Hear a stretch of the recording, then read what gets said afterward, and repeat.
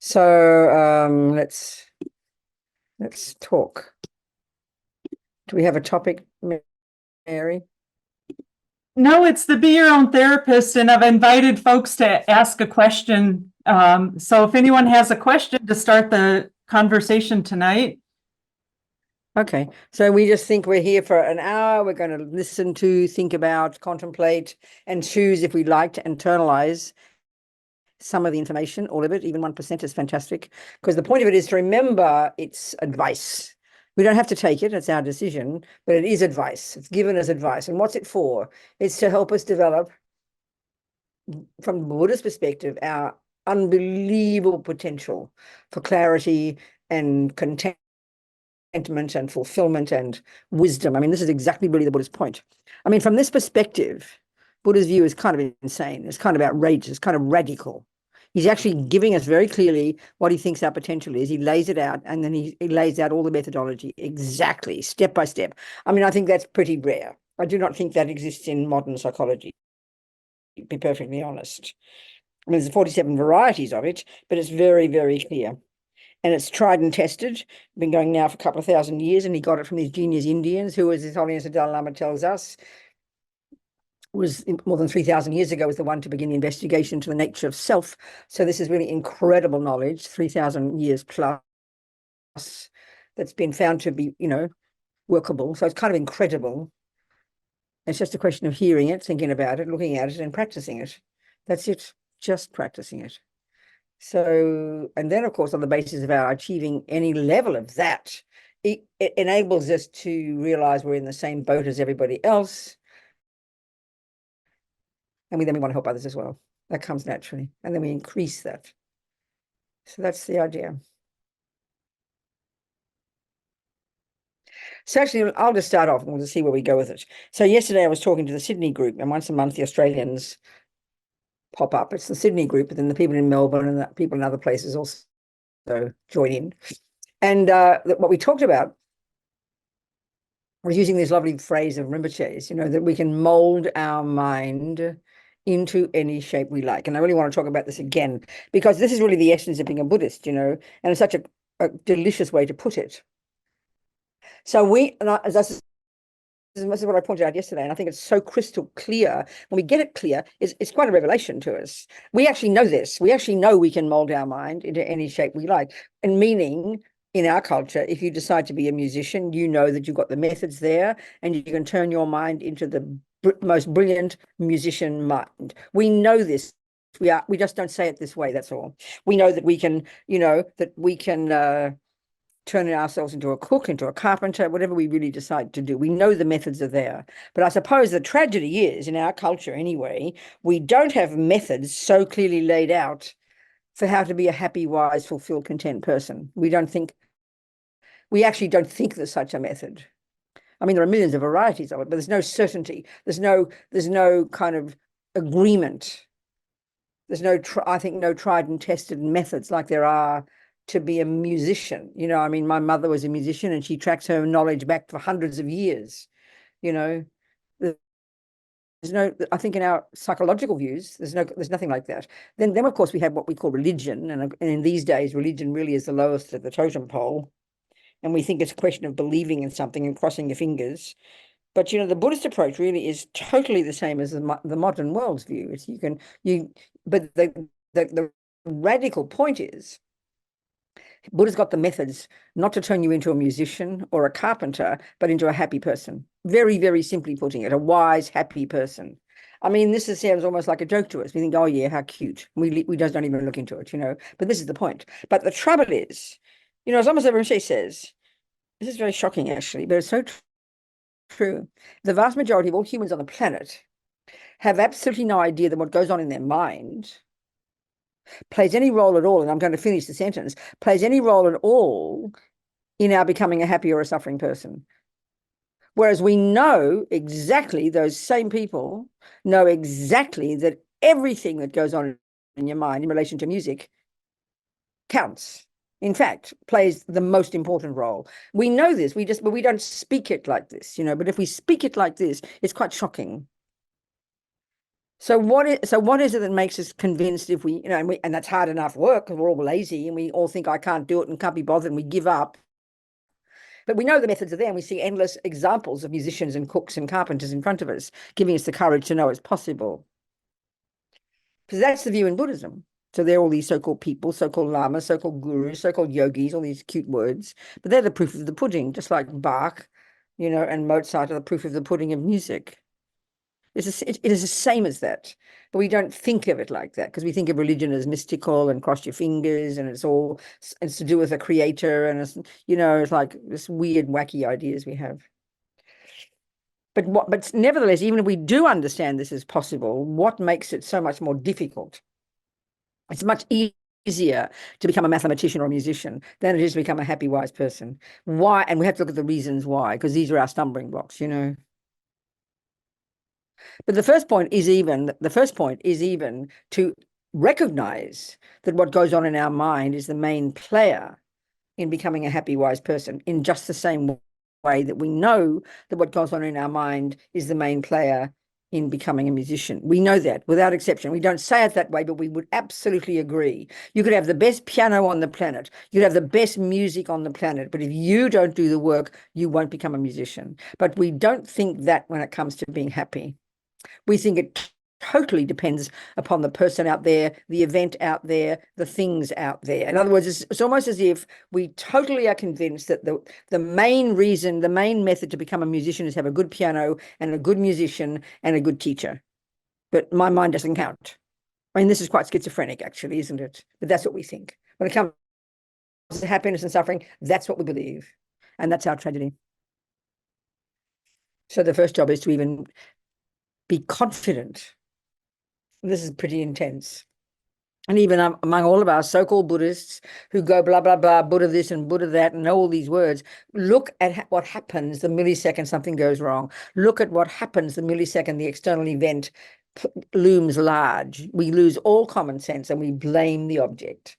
We blame the person. We blame the event. We forget that our mind is the main player. So this is such a simple word, but it's incredibly difficult to really have confidence that what goes on in our lives in terms of my happiness and my suffering, the main cause isn't the person who punches me in the nose, isn't the person who gives me $1 million. The main cause is my mind. And this is too hard to see. In fact, we don't understand it. We can see how you can have the best piano and the best music teacher. We can see that your mind is the main player. But when it comes to things like this, we can't see it. It's very, very hard. And that shows the intensity of the depth of the delusions, the misconceptions in the bones of our being.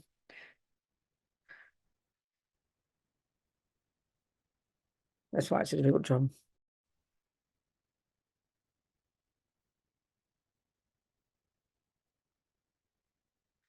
So how is it?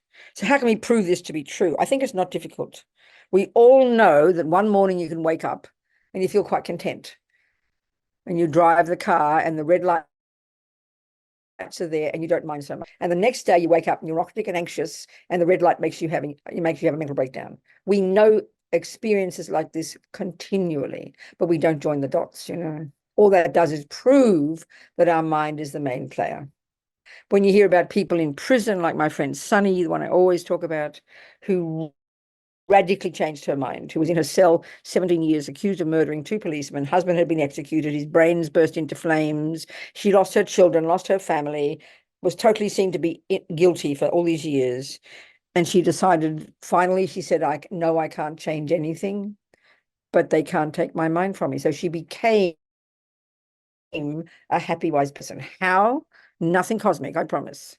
She changed her mind, which means she reconfigured the conceptual stories, which we call emotions, that determined her, that were in her mind. She changed her mind. I mean, it's so outrageous. I never get over this story because she had no methods. She wasn't religious. She had no particular philosophy. She had no particular therapy. She knew a bit of yoga. She taught herself yoga and she just decided that she could change her mind. She decided that her mind was the main player in terms of learning not to go completely insane in this nightmare.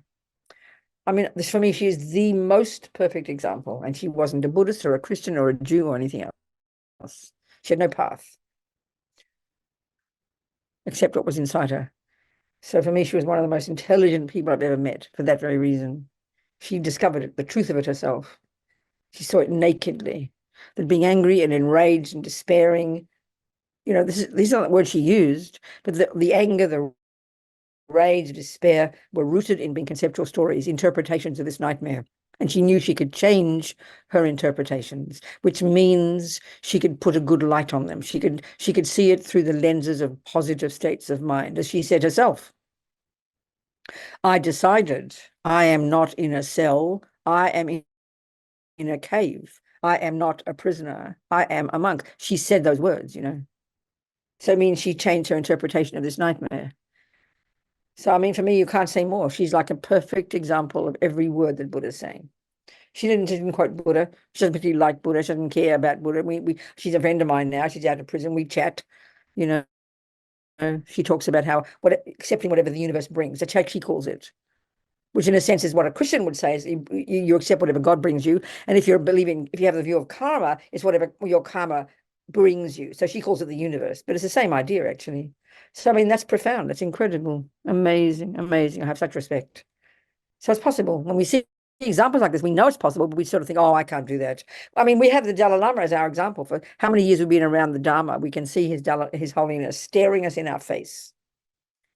He's the perfect example of every word we're saying here. And yet we still don't join the dots. Oh, that's just the Dalai Lama, you know.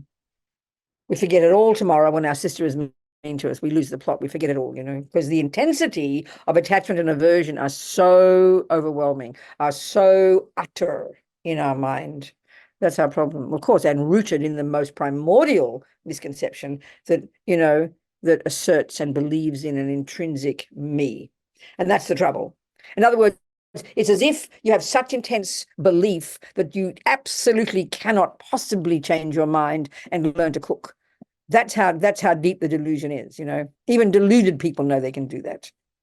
But it's as if you have not, and that's what ignorance is, and that's what the suffering of an animal's mind actually, you know, we say a leopard can't change its spots. That's exactly the point. That's the miracle of emptiness.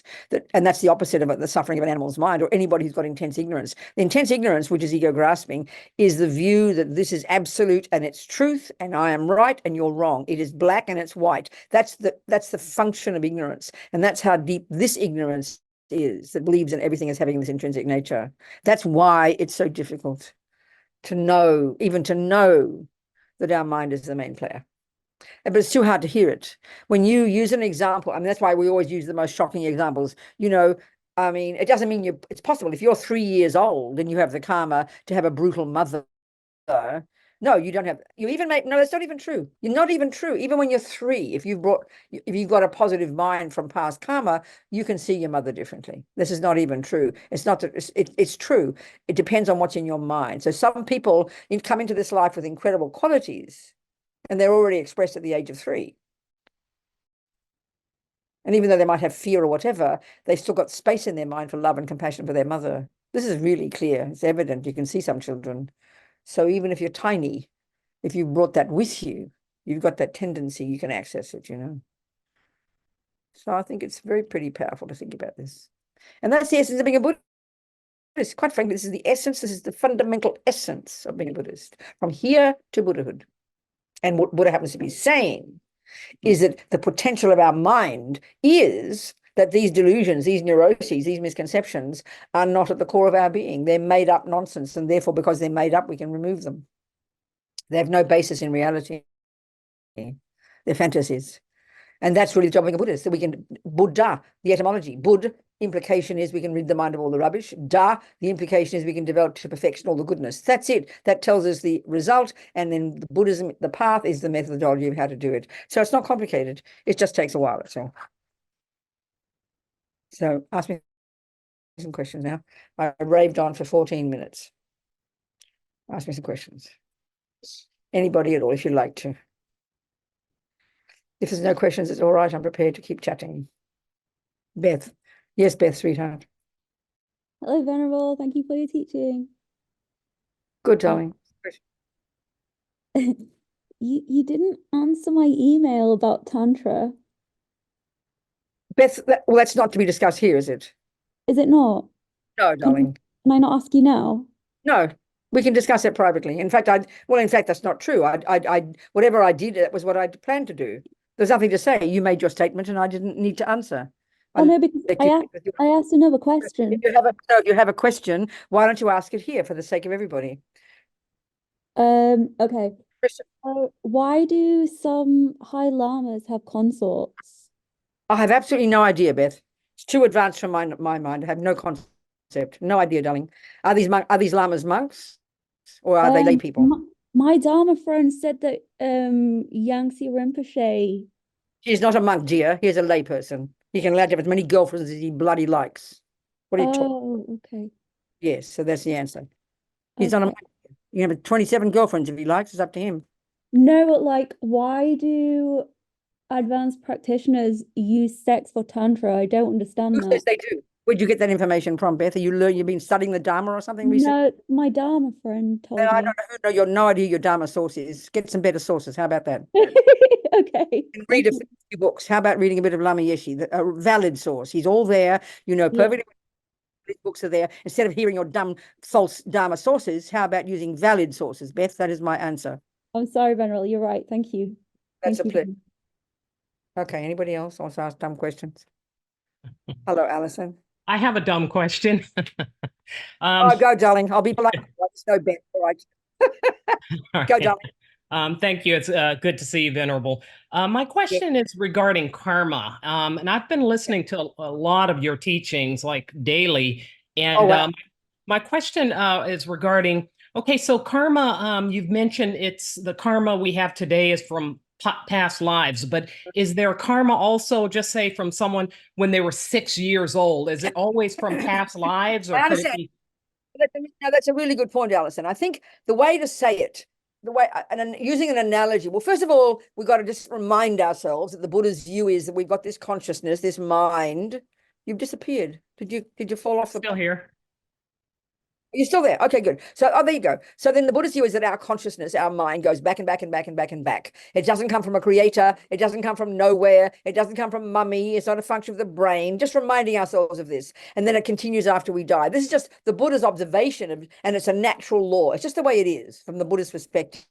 So the next point is this law of karma, this natural law, he says. He doesn't make it up. He doesn't run it. No one runs it. It's not punishment. It's not reward. It's this natural law of cause and effect, if you like, that runs within minds. And effectively, every millisecond of what we think and do and say is really the process that produces the person we become. Just in the same way, like I used the example before, we know every single thing you do and think and say in relation to music is the process that determines the musician you become. So, okay, putting it like this, then obviously everything you do now in learning music does actually bring results. There's no question. If you practice the C major scale yesterday's playing definitely impacts upon you playing it better today. So it's clear whatever we do day by day. But the point is this, that you know, when you come into this life, we come programmed already with a bunch of tendencies, you know. In other words, if we take the negative aspect,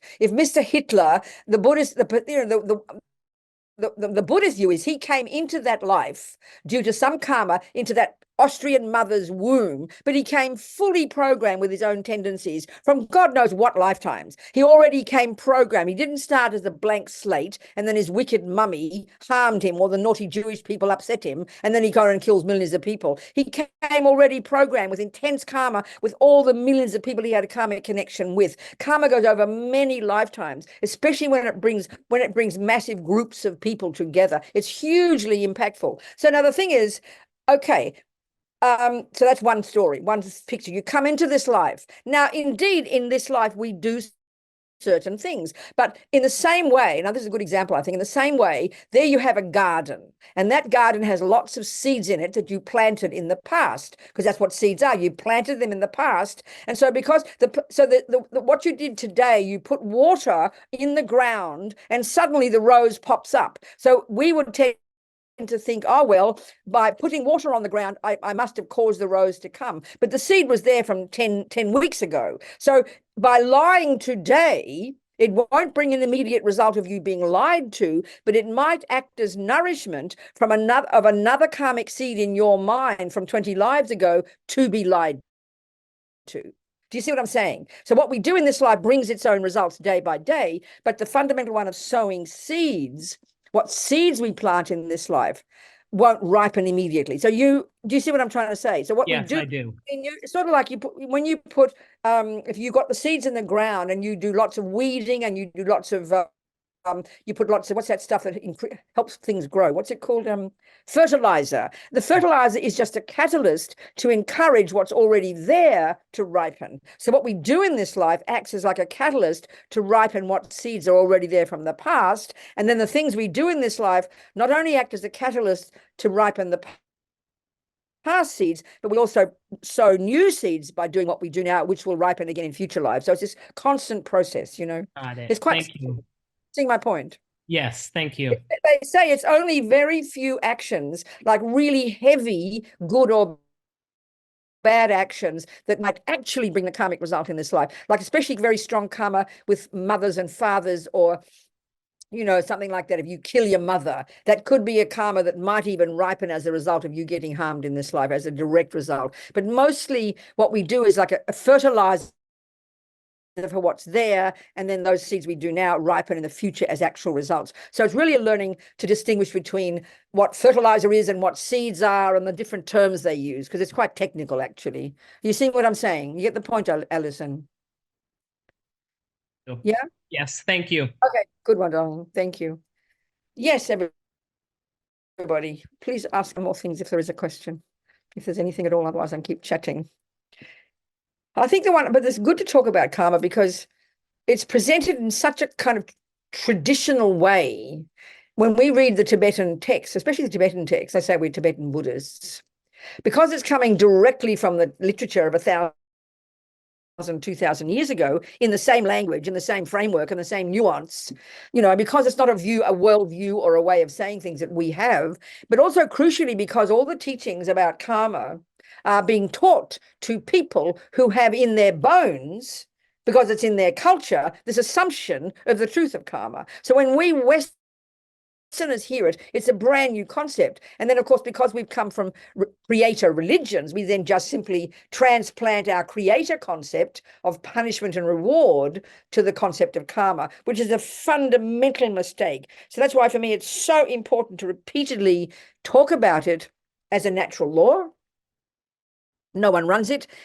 How we understand cause and effect when it comes to botany and geology and everything else on the planet, it's actually a scientific approach. It's logical and consistent and coherent once you've established this law, and it's a law, and that's what's hard to hear. It's not just a belief. Buddha didn't make it up. He's not the boss. He's not running the show. He's not a punisher. He's not a rewarder. There is no punisher. There is no rewarder. It is a natural law. I mean, my Catholic mother used to say, virtue has its own rewards. That's exactly the meaning of karma.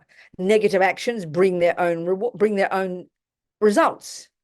And if we think about it very simply, even forget past lives, just the process of to see the process of, if you spend, because basically Buddha is saying whatever goes on in our mind is the main player in producing the person we become. So, of course, he's talking long term as well, but short term is something pretty evident. If you're sitting there being angry every day and jealous every day and depressed and anxious and worried and neurotic, which is your mind, I mean, what kind of person do you think you're producing? It's not meant to make us feel guilty. It's so evident, but we don't even think that has anything to do with whether I become miserable. We're so convinced that the anger is there because my boyfriend harmed me and I'm allowed to be angry, and look what he did to me. We don't, even in our mind, we don't think the anger is the problem. We think it's the boyfriend. So that's the problem. That's a huge problem. We don't think that what goes on in our mind, as Lama Zopa says, plays any role at all. It's kind of quite intense. It's quite bizarre, actually. So when we really start to realize that everything we think and do and say is the main process that produces oneself, would have incredible self-respect, would have incredible awareness, incredible alertness. We'd be so conscious, so self-aware, and we'd only want to put into our mind and do our best to practice whatever's positive, just like you do when you play the piano. You're incredibly rigorous and disciplined and learning exactly the right music and playing exactly the right notes the way Bach wants you to do it, because you want to become a musician, and you practice and practice and practice. That level of rigor and discipline we understand it when it comes to becoming a musician or a cook. That's the level, and it comes from self-respect. You'd only want to do that. But we're so convinced that what goes on in our mind doesn't matter. We say, I'm allowed to think what I like, as if somehow what you think doesn't play a role. That shows how demented we are. That shows how literally disconnected from ourselves we are, and that's the suffering of our minds, because we're so addicted to the outside world. So the one of karma is so fundamental. And the fact of the matter is, it's so central to the entire Buddhist worldview. It's the law that Buddha has observed that literally runs all minds, and is the cause of rebirths, it's the cause of being an animal, the cause of being a bird, the cause of being a dog. It's the cause of happiness, the cause of suffering. It's the cause of why you have trees or a desert. It's the cause of why you have an atomic bomb in front of you or a rainbow. Everything even outside us. This is called environmental karma. Even whatever we do and say and think in past lives produces even the environment that we occupy. It's kind of an outrageous view. As His Holiness calls it, it's self-creation. But we've got to think it through. So just taking it at the very first level, where Lord Buddha gives us these instructions, well, don't kill and don't steal, and do this and do that, and the 4 types of results, you can't leave it just there. You've got to go unpack it and unravel it and think it through, and do logic and use and think about it kind of logically, and make the logical deductions, And of course, the biggest problem is because at the beginning of the path, where it's the first scope of practice, it's all about refraining from harming. So karma is taught in terms of negativity. But then we totally forget that it's also in terms of positivity. Nobody, I always say it, and I really mean it after all these years, still, I've never, ever had a person who says to me, why do good things happen? It just never occurs to us. And this says so much about us. If we never ask why do good things happen, we only ask why do bad things happen, you know what? That tells us perfectly what we think. And so what we think is we have attachment, and attachment is this hubris, this incredible sense of entitlement, this emotional hunger, this panic-stricken, self-centered little panic-stricken little me. And all attachment is frantically wanting is the nice things. And what attachment thinks is I only deserve good things. And then aversion arises when the naughty things happen, when the bad things happen, and then we have a panic attack. And what anger is saying, how dare that happen to me? I don't deserve bad things. That's the depth of attachment and aversion. That's why we never ask the question, why do good things happen? Because we assume they should, and there's just no question. And we don't think there's a cause. I don't care. Give me more, please. So all it does is show us the depth of our attachment, and therefore the depth of our aversion, So it really needs unpacking. It needs a lot of looking at internal work, as Lama Yeshe says, being your own therapist. But if you don't study the basic teachings, if you don't study low rig and understand how the mind works, you don't study the basic teachings about karma, we have nothing to think about. You can't just say, oh, it's karma. It's like saying when someone looks at the garden, oh, what's the cause of that flower over there? Oh, it's botany. Can you explain it? No. Well, what good is that? You've got to be able to explain it. So you have to study it and learn it. That's the whole point, That's the whole point.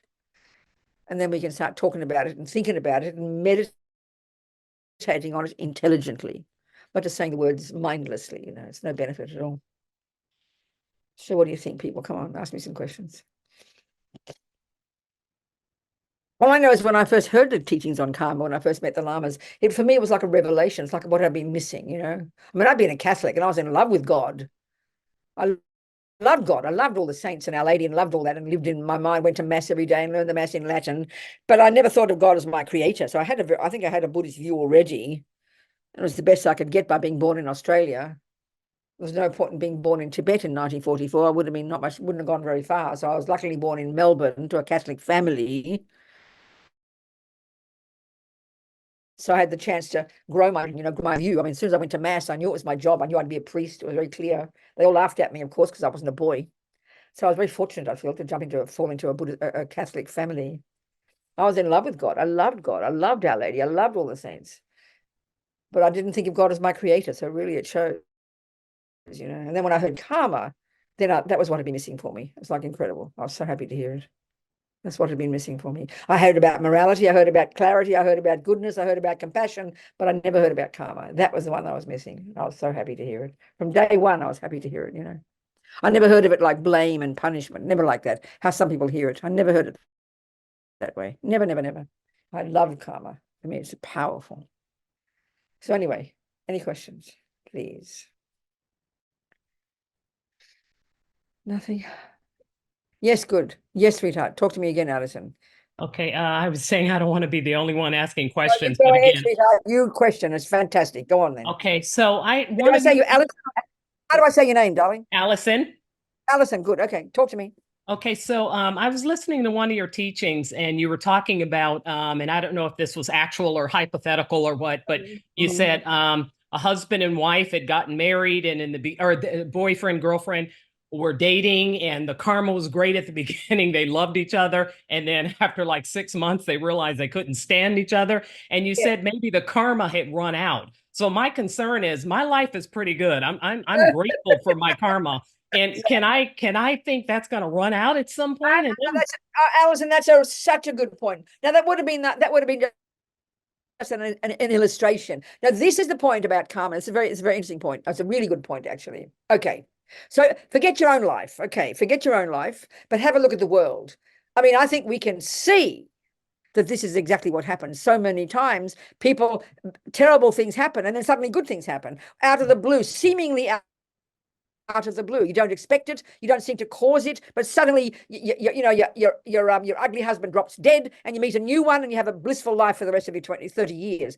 Other way around. So I think we can see that that's what happens. And so all that's saying is that karma is like why seeds and fruits is a good example. That everything we think and do and say sows seeds. So clearly, some seeds are very much more powerful because the motivation was more powerful, the object of the action was more powerful, the results are more powerful, the habit becomes more powerful. So it has many, many, many more and long-term results, you know? So it could be that in one life, one person, due to some stealing from 27 lives ago, one of the results, okay, there are four main results of karma. One is the type of rebirth you get. So we got a human one, and that's the fruit of very strong, virtuous non-killing, a virtuous action. So that's a pretty solid thing. So even that alone, Alison, we all know that just because you're born as a human and you're very fat and healthy people die. Babies who are really healthy die. Children who are healthy die. You see my point? So even that, suddenly it changes, it runs out. In other words, the karmic seed, I always give the example of my abortion. When I was 23 and I was a hippie in London, I always remember this. It was 1967, I was a hippie, and I was 68, and they just made, I remember feeling fortunate because they just made abortion legal, right? The National Health in England. So I felt very fortunate. I got pregnant, and I always tell the story. This shows the karmic history between people. I mean, I don't want to, I always say the story, and if it embarrasses people, I'm sorry, but I was with this boy, and I was in bed with this boy, and I remember at that second, I said to myself, oh my God, I'm pregnant. I knew a consciousness had come into me, and I talked to many women, and they say that's when the egg and sperm come together is when the consciousness from the other person comes in and joins the egg and sperm. So I like this as an example because it shows the intensity of, first of all, the karmic connection of who we get reborn to. So we can deduce, I always think of this, I had an abortion when she was 12 weeks. I always think of her as a she. I have no idea if the fetus was a she or not. I think about her as a she. But I knew that second I was pregnant. And the next thought was, this is the point, the next thought was, I'm going to have an abortion. There was no question in my mind. And I've never had that thought before or since, you know. So anyway, I never thought to kill anything. But that very strong karma. So there's this person who died a few weeks before, and a karmic seed for that person, the karmic seed of virtue of non-killing was triggered, which caused her, when I hopped into that bed with that boy, it caused her to come to my human womb, and it was no accident. Strong karmic history with me. And then now what's interesting, the third way that karma ripens, and this is what happened for her, it's called experiences similar to the cause. And that is what happens to you. So in her case, the second I knew she was in my womb, the 1 second after conception, I decided I was going to have an abortion. So that means she had the karma karma due to her past killing to be killed by me. And that was so clear and so strong. So she found her way to my womb, and then I got pregnant, and then 12 weeks I went to the hospital and they dug her out. Do you understand? So that shows the first karmic history with me and her, very powerful. And then she had, because of one, she had the karma to be born a human, got millions of karmic seeds, but another one of her karmic seed, which was to be killed from having killed me, that was triggered, and then she was killed in the womb. So I'm just giving an example. So the thing is, karma runs out. So in other words, some karmas can be very, so she had a karmic seed to be born a human, but it only lasted 12 weeks in the womb.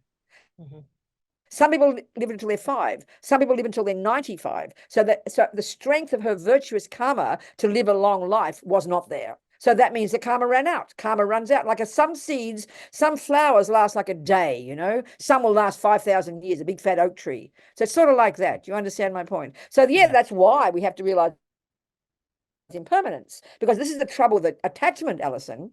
I mean, on the one hand, it is marvelous that you've got a good life and whatever you have. So never forget that.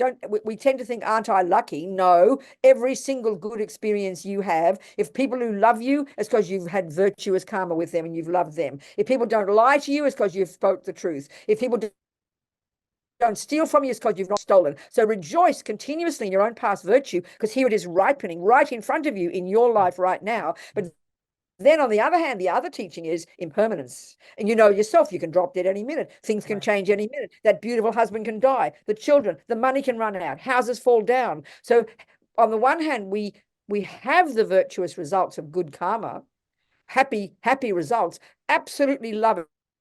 But be so happy, use it, make the most of it, but realize it's impermanent, realize that it's the fruit of your virtue, and then want to use more of it to create more of it and not grasp at it. That's the skill.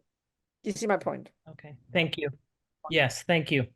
On the other hand, when bad things happen, when we have some courage to know that there is light at the end of the tunnel, then we won't. I mean, most people on the planet will kill themselves when things are so bad because we can't see that it's ever going to change. So we have this very strong tendency to grasp at things as permanent. So when it's good, we'll think it lasts forever. And when it's bad, we also think it lasts forever and we can't stand it, so we kill ourselves, So we've got to realize things do change. And this is the teaching about impermanence. So then you can have your what do they say, you can have your cake and eat it too. You enjoy the goodness, you enjoy the happiness, and you make the most of it to give to other people, knowing that like things change. Then it's a good combination between realizing impermanence, not grasping, but also rejoicing in your past virtue. That's a major practice, Alison. You understand?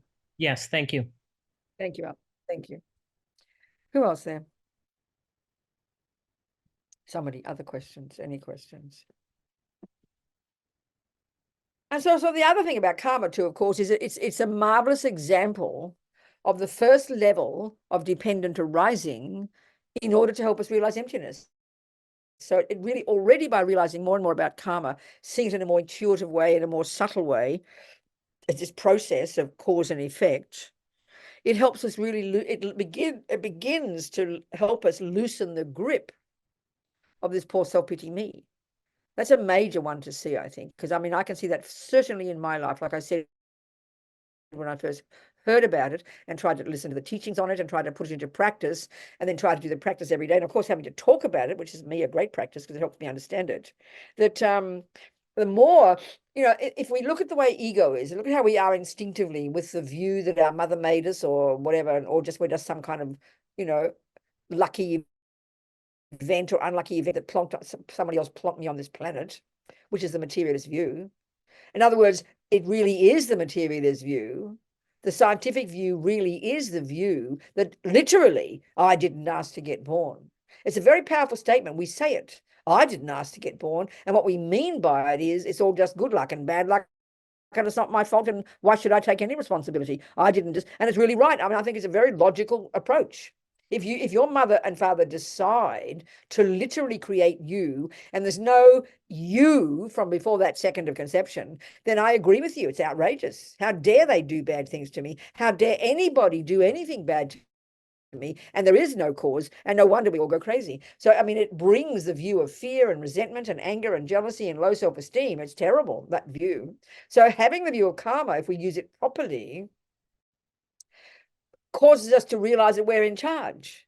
causes us to get more self-confidence, causes us to stop being a victim, causes us to realize that it's our job to, and then we learn to be brave. And as Lama Zopa says, everything in our life is our karmic appearance. So then when the bad things happen, when the weeds grow, we own them because we know they're our weeds. We must have planted them because they're in my garden and my life is my garden. So it brings us much more courageous attitude of knowing that this is my life and whatever happens to me is the result of my actions, good or bad, no difference. So we own them. That's the most powerful point. The biggest suffering, and this is where I realize about emptiness, the biggest suffering of this strong ego grasping that sees ourselves as this innocent victim that has got nothing to do with what's out there.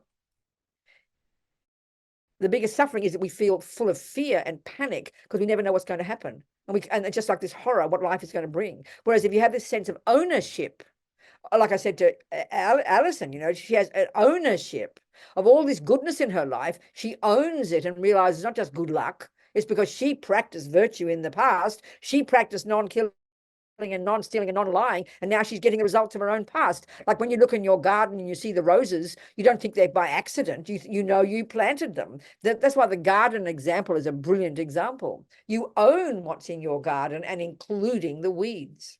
You own them. That's very powerful. That's the view that comes from karma, which loosens the grip of self-pity me, It's very powerful. And then, of course, it gives you compassion for others.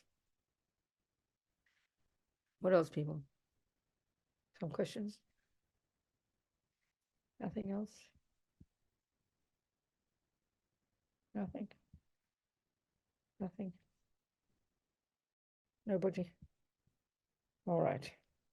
So, what else? That's karma. And that's why it's okay, the first level of practice, if you think of the Lam Rim, you've got these stages, I like to call junior school, high school, university, postgraduate. The first level, entry level, junior school, grade 1, given the Buddhist view that our mind is this non-physical energy that comes from the past, and given that we come into this life programmed with what's in our own mind, and our own past actions also have created the cause to get that mother, that father, that situation, good or bad, then given all that, and given that every action we do that's labeled negative, and we need to be very clear about how you qualify that, and we shall go into that again, will ripen as my future suffering, and that positive actions will ripen as happiness. So the very first level of practice is don't worry about doing too many positive things yet. At least start refraining from doing the negative. In other words, using the analogy of the garden, if your garden is completely overgrown and berserk, you can't keep trying to grow flowers. You've got to pull out the weeds first and make a bit of space for the flowers. So that's why the very first level of practice is at least refrain from growing more weeds and then try and do the purification, which is pulling out the weeds or even purifying the seeds before they ripen as weeds. That's the major first level of practice, giving some space in your garden, In other words, learning to control your body and your speech and your mind. This is junior school and high school level. It's huge level of practice. And that, driven by self-respect, driven by the wish to not suffer. And then we often miss this really badly in our culture. We think that sounds kind of selfish. But this is the first level of motivation, is to what I'm sick of suffering and I want to get out of suffering. I don't want future suffering. And it's a very powerful energy. It's a very powerful motivator. When you finally, after, like whether you got some suffering, you eat too much or you eat the wrong food and you're always getting sick. Sometimes you've got to get to the point where you can't cope anymore and you realize I'm sick of this suffering and I've got to change. So it's a motivator for you. I'm sick of suffering. I'm fed up with suffering. I want to change. We've got to have that, but we often miss that and think that sounds like it's selfish, like it should be for others, No, it's for you first. Then you can get compassion for others afterwards, It's like it's got to be compassion for yourself first. And that means you stop causing yourself further suffering by giving up killing and giving up stealing and giving up lying and then purifying. So one is to merely refrain from harming. The second one is to purify the seed you already planted by doing the 4 opponent powers practice, putting atomic bombs under the seed you've already planted that haven't yet ripened. We've got to remember that, If we look at our life today with the materialist view, we don't have any concept of past karma. There's no concept that we came into this life with billions of karmic seeds. We have no idea about that.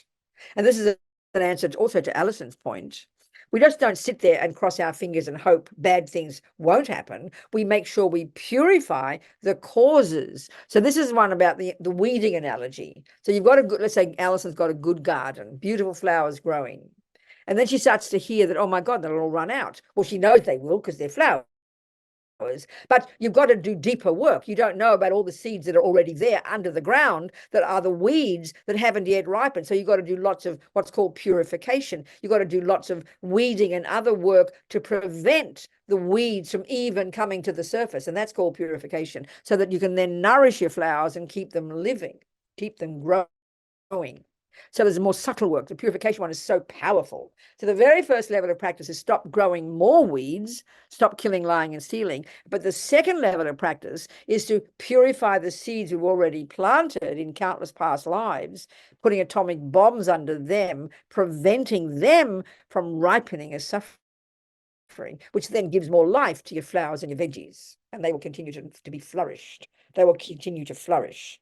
Do you understand the point, Alison? You get the point? The seeds and fruits one, the garden one, for me is a great analogy. It's a great analogy. And then of course the way to do all that is to live in vows. I mean, vows are said to be psychologically very powerful. We know ourselves, when you make a very strong decision to do anything, it's much more powerful than merely doing it occasionally. It's clearly stronger for your mind. Like if you just decide, I'm going to go on a diet, and you decide it, it's like it sits right next to you on your shoulder and it reminds you every single day. It's much more powerful psychologically than merely refraining occasionally from not eating enough, so much food. We know that intention is very powerful. So that's really what a vow is, when you consciously, intentionally decide, for the rest of my life, I will never kill, I will never lie, I will never steal. It's said to be so powerful that the Buddha says, I think they say in the teaching, that vows, are like subtle physical energy visible to clairvoyance. Something very powerful about when you take refuge and then you commit to these 5 layperson's vows of not killing, not stealing, not lying. So in other words, as Lama Zopa points out, which is the view of karma, the main player in karma, in the things we do, is the mind. So it's very evident, I think, if karmic seeds are kept in our mind, are planted in our mind. So if you, if you pick up by accident somebody else's $20 note thinking it's yours, then clearly there can't be a karmic seed of stealing on your mind, even though literally you stole $20. Equally, if you don't want, you're walking past a homeless person and $20 drops out of your pocket, but you don't know, you gave $20, the homeless person's happy, you did practice generosity, but your mind didn't decide it. So how can there be any karma that you create of giving? There's not. The mind has to be involved. This is really obvious. So the key player is the imprint in the mind, is because the mind decides something. So by deciding every day, you take the vow of not killing, and then that's in your mind. So every day it's like you're defining yourself as a non-killing person. The way they say it is, as Lama Zopa says, if you don't have a vow not to kill, the only time you create the karma, the only time you drop a seed of non-killing in your mind is when you intend not to kill. You see the mouse, oh, I must not kill the mouse. And even more crucially, you have a positive motivation. Then you drop a little seed of non-killing into your mind. But if you don't meet a sentient being and decide not to kill them, you're not creating the karma of not killing, even though technically you're not killing. So you've got to have the mind involved. So the vows are so powerful, Lama Zopa says, and this is Buddha's teaching, that every second you've got a vow not to kill, it's so potent in the mind that every second you've got it, even when you're not thinking about it, even when you're asleep, you're ticking over, dropping virtuous karmic seeds of non-killing into your bank vault every second of the day. And we need those, especially at the time of death, just to make sure we get another decent human rebirth so we can keep on bopping in our spiritual path. We need bucket loads of nice, delicious, non-killing karmic seeds. So this is why living in vows is said to be so powerful psychologically. They protect us, they guide us, That's how they talk.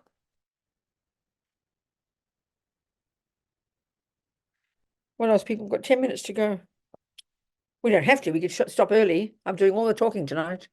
The only person who's talked to me is Alison. More questions. Come on, Alison. It's your night. More questions?